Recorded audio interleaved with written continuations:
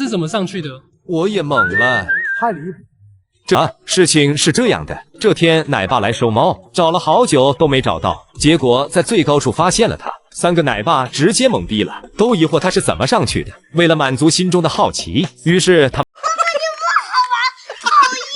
顺顺为何要把床扔沟里呢？事情是这样的，这天顺顺想要把床搬到秋千上来，秋千那么小，床那么大，最后以失败告终。然后顺顺就在床上翻了一个跟头，结果因为自己太重，使得床失去重心，就这样床不仅翻了过来，还给他脑袋砸了一下，哈哈。这一下把顺公子都砸懵了。想当年，顺公子仅仅因为奶妈而委屈过，差点就哭了。所以顺公子哪里受过这种委屈，怒火一下就上来了，然后就对床大打出手。他心想着，床你要砸我是吧？看我拿不拿你就完了。他先把旁边挡路的东西弄开，然后要啄床的一脚，就朝着身后移动。就这样，在顺顺的一番操作下，床被他扔到了室内的沟里。这操作咋和天津的二姑奶奶喜乐一样呢？喜乐当时扔的是凳子，顺公子扔的是床。您瞅瞅，直到把床扔到沟里后，他都还没平息怒火，转头把枕头也扔了进去。果然被宠着的孩子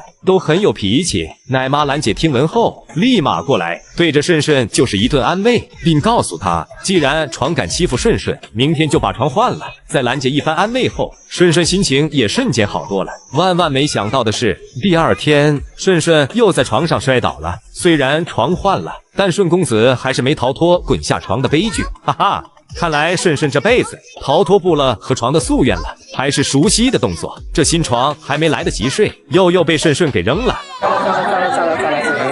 糟了！是我见过最狗的大熊猫，不仅经常从同伴手里抢食物吃，同伴不给抢后，它就悄悄地偷同伴食物，真是比二狗还狗。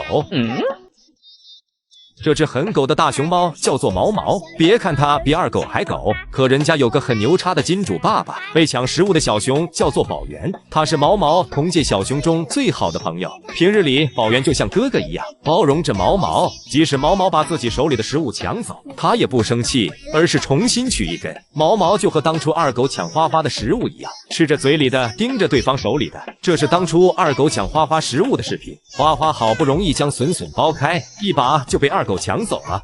拿来吧你！毛毛也是一样，吃完了直接从宝源手里拿。不同的是，宝源被抢食物后就学聪明了，他是直接就开吃，并不是把笋剥好了再吃。即便是不剥笋，也逃脱不了笋被抢的命运。看到宝源不给，毛毛就强行抢走。拿来吧你！直到第3次时，宝源那是说啥也不给，毛毛只好放手。你以为他放弃了吗？不是的，既然硬的不行，他决定来软的。特么的，他来偷的。趁宝源吃笋入迷时，悄悄地把对方的笋藏到自己身旁。宝源吃完后准备拿笋时，他怀疑过笋丢了，也怀疑过笋被自己做到了，甚至怀疑过自己，也没有怀疑过毛毛。而毛毛呢，看到宝源拿出了笋，特意看了看自己偷的笋，怕宝源给拿走了。毛毛，你是真的狗呀！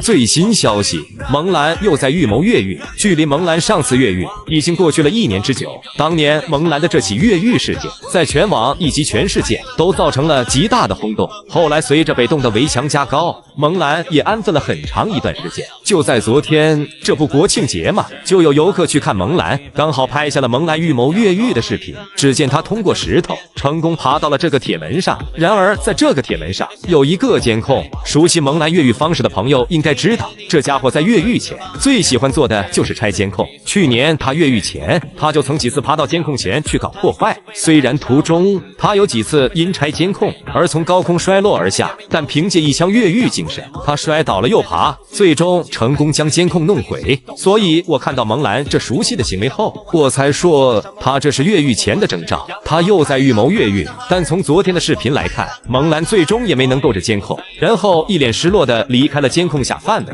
通过去年和今年的视频相比较，今年监控可触摸的难度确实比去年大了不少。看来北洞的工作人员不仅防火防盗，还时刻在防着萌兰呀。这也是此次萌兰没有拆掉监控的原因之一。之一。失败后的蒙兰最后爬到了木架上，不知道在思索着什么。反正从铁门下来后，他都是一副不开心的样子。看到这肚子呼吸的动作没？这是很不甘心呀！姨姨们就敬请期待吧，我预估这2天蒙兰还会有大动作。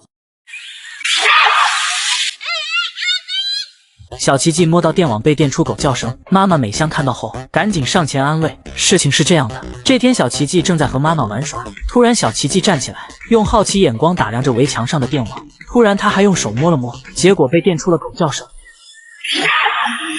然后就跑开了。美香听到叫声后，赶紧跑了过来看看怎么回事。母爱果然不分种类，当孩子遇到危险时，第一个出现的就是妈妈。美香来到小奇迹身旁后，打量着孩子有没有受伤，并询问怎么回事。通过一顿猫语交流，美香也了解到了来龙去脉，并安慰起了小奇迹，让他不要去碰电网。